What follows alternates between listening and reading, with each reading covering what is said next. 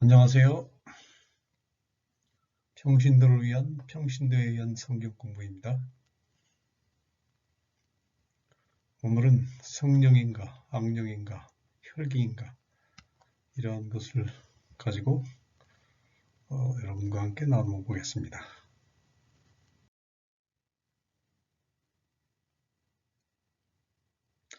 우선 성령을 받은 증거가 무엇일까요? 성령을 받은 증거는 열쇠로 쌓을 수 있습니다. 갈라디아서 5장 22절에 오직 성령의 열매는 사랑과 희락과 화평과 오래 참음과 자비와 양선과 충성과 온유와 절제니 라고 하고 있습니다. 이러한 성령의 열매가 있다면 성령을 받은 것이라고 할 수 있습니다. 감정적인 격렬함이 성령을 받은 증거가 아닙니다. 괴상하게 웃거나 기괴한 행동을 하는 것이 성령을 받은 증거가 아닙니다. 성령의 능력을 받았다고 자랑하는 것은 악령의 능력일 수 있습니다.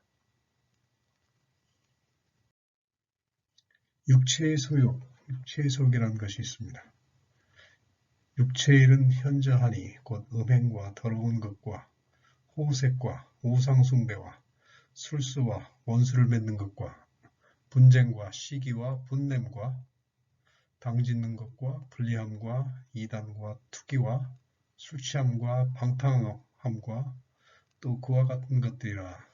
갈라디아서 5장 19절에서 21절. 이러한 육체의 소욕을 행하면서 성령의 능력을 받았다고 하는 것은 악령에게 능력이거나 아니면 혈기일 수 있습니다. 성령의 나타나심, 곧 성령의 능력이 무엇일까요?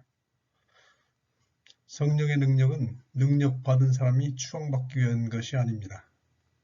오로지 교회, 즉 성도, 사람을 의미합니다. 교회를 세워주기 위한 것입니다. 어떤 사람에게 성령의 능력이 나타나면 곧바로 사람들은 추종, 맹종, 숭배하기 시작합니다. 이는 모두에게 매우 위험한 상황입니다. 숭배받는 사람이나 숭배자나 심각한 죄에 빠져드는 것입니다. 천사 숭배가 죄인 것처럼 목회자 숭배도 죄인 것입니다. 순종이나 복종은 주 예수님께 하는 것이지 목회자에게 하는 것이 아닙니다. 목회자를 2배 존경을 하되 맹종이나 복종하는 것은 옳지 않습니다. 사도 바울은 성령의 능력이 나타나는 것을 본 사람들이 그를 신처럼 숭배하려 하자 옷을 찢고 말렸습니다. 바나바와 바울의 바른 자세. 성박소스 산당의 제사장이 소와 화관들을 가지고 대문 앞에 와서 무리와 함께 제사하고자 하니 두 사도 바나바와 바울이 듣고 옷을 찢고 무리 가운데 뛰어들어가서 소리질러 가로되 여러분이 어찌하여 이러한 일을 하느냐. 우리도 너희와 같은 성정을 가진 사람이라. 너희에게 복음을 전하는 것은 이 헛된 일을 버리고 천지와 바다와 그 가운데 만유를 지으시고 살아계신 하나님께로 돌아오라 함이라. 이렇게 하여 겨우 무리를 말려 자기들에게 제사를 못하게 하니라. 사도행전 14장 13절에서 18절에 있습니다. 성령의 나타나심이 무엇인지 보겠습니다.